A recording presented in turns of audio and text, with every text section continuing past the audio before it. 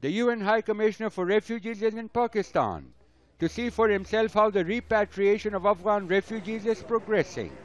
Some of the 7 million Afghans who've called Pakistan home at one time or another have lived here for many years. The Azhar camp on the outskirts of the city of Peshawar was set up by the UN to help those who want to go home. Filippo Grande visited the processing center and talked to refugees about the problems they face. Outside, others waited for their turn to complete paperwork. The High Commissioner admits the number of returnees has dropped because of security concerns, but he remains optimistic about the future. I think that the most important, in a way, is to focus on Afghanistan, on finding a political solution to the conflict. There are talks at the moment, peace talks, which are very important.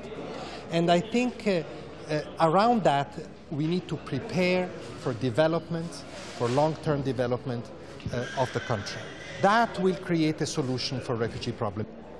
He thanked Pakistan for being host to Afghans for almost 4 decades, but knows the country can only do so much. We have to continue to support Pakistan and other host countries. Refugees are not in rich countries. They are mostly in countries with few resources. So the rich countries have to help. More than 4 million Afghan refugees have already gone back home. But for the 3 million still remaining in Pakistan, they don't want to go back until things are more stable in Afghanistan. Outside the center, we meet Ahmed Shah and his family. He has been living in Pakistan for 35 years, but had now decided Afghanistan is where they should be. We have had a good life here, but it's time to go home to our own country. He says he's already made arrangements for his family in nearby Jalalabad.